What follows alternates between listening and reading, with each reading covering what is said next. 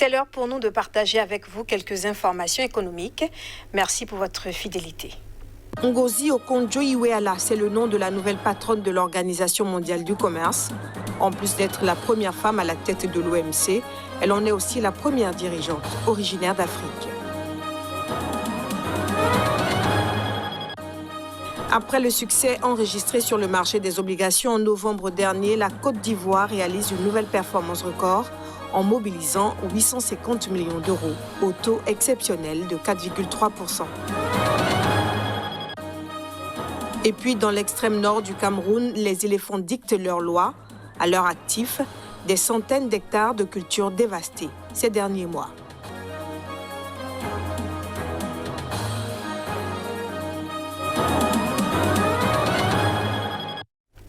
L'Organisation mondiale du commerce a changé de visage depuis le 15 février.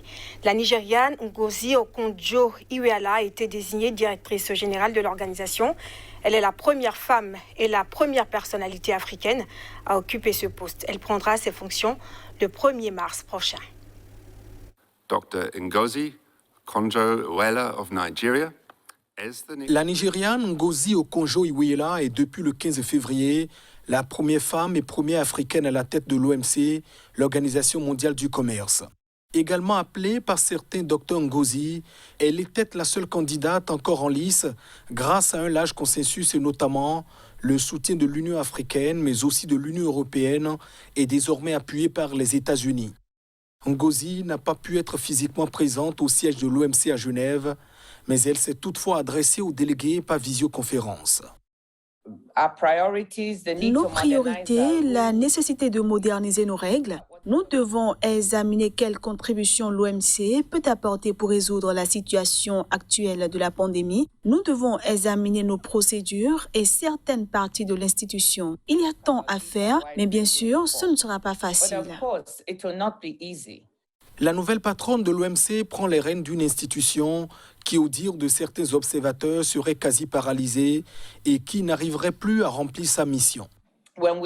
Lorsque nous examinons la composition de l'OMC, nous devons être conscients que tout ce que nous faisons profitera à tous les membres, pas seulement aux grands ou aux moyens membres, mais aussi aux petites économies alignées. 2 fois ministre des Finances et chef de la diplomatie du Nigeria durant 2 mois, Okonjo-Iweala a commencé sa carrière à la Banque mondiale en 1982, où elle a travaillé pendant 25 ans. Elle prend la tête d'une institution qui, depuis sa création en 1995, a été dirigée par 6 hommes, 3 Européens, un Néo-Zélandais, un Thaïlandais et un Brésilien. Mais Dr Ngozi a aussi ses détracteurs. Il lui reproche notamment de ne pas avoir fait davantage pour endiguer la corruption quand elle était à la tête des finances de son pays. L'un des points fragiles de la reprise économique au Nigeria demeure le difficile accès aux devises pour les banques. Ecobank Nigeria a voulu profiter de meilleures conditions du marché international de la dette. L'initiative a été positivement accueillie. La banque d'investissement Renaissance Capital, le principal arrangeur, informe que l'emprunt obligataire international de 300 millions de dollars effectué par la filiale au Nigeria du groupe Ecobank a été souscrit 3,7 fois. Pour cette première sortie d'une banque africaine sur le marché international des capitaux en 2021, elle a aussi établi un nouveau record de coût d'emprunt pour les banques du Nigeria avec un taux d'intérêt final de 7,15%. La banque d'investissement Renaissance Capital insiste sur le succès de l'opération. En effet, dès l'ouverture des souscriptions, les intentions d'engagement atteignaient déjà les 400 millions de dollars. Le fruit d'une consultation qui a permis de rencontrer près de 90 investisseurs en Afrique et dans le monde. L'opération s'est déroulée dans un contexte marqué par une volatilité et des incertitudes qui peinent à quitter les marchés développés. Les marchés européens sont maintenus dans une interdépendance avec les décisions de politique prises par les banques centrales et les gouvernements. Le maintien des taux bas par les banques centrales fait pression sur les revenus d'intérêt et crée une volatilité sur les marchés des actions. Cela pousse les investisseurs à rechercher des alternatives. Mais dans le cas d'Ecobank Nigeria, on note que 56% des investisseurs de son emprunt obligataire étaient géographiquement basés en Afrique. Il y a eu 27% d'institutionnels britanniques et 17% en provenance du reste de l'Europe. L'objectif de l'opération est de financer le commerce international au Nigeria. Rendons-nous maintenant en Côte d'Ivoire. Le pays a réussi coup sur coup sa seconde émission d'obligations sur le marché international en l'espace de 3 mois. La Côte d'Ivoire a en effet mobilisé 850 millions d'euros.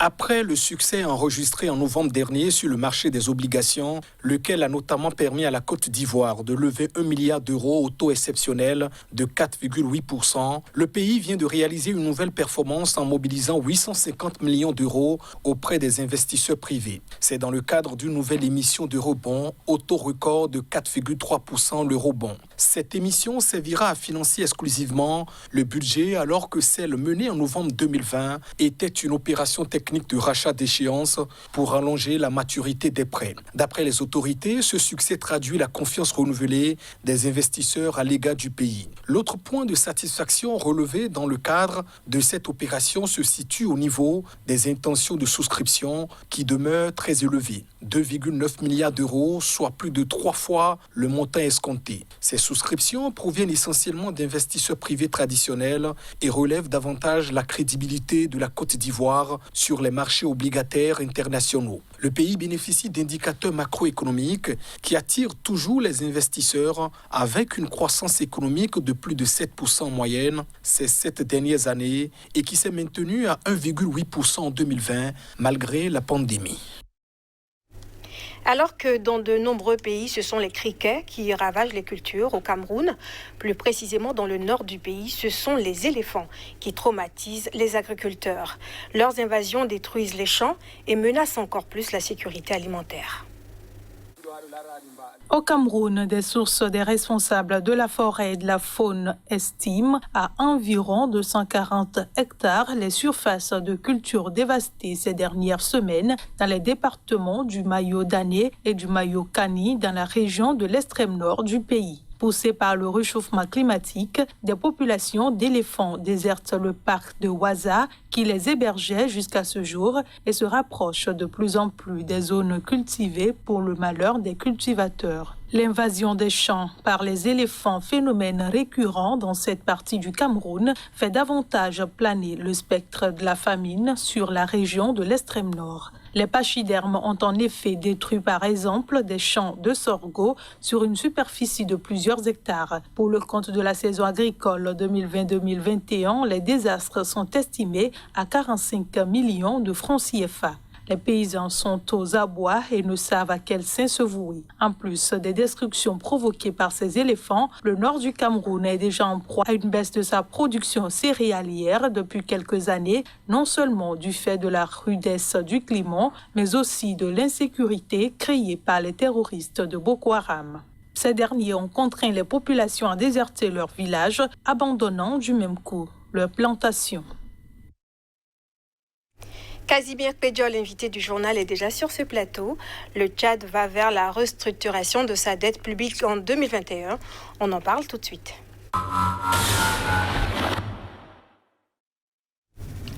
Casimir Pédiol, merci d'être avec nous. C'est un plaisir de vous accueillir. Plaisir partagé. Vous êtes le directeur de publication du quotidien La Nouvelle Économie. C'est bien ça.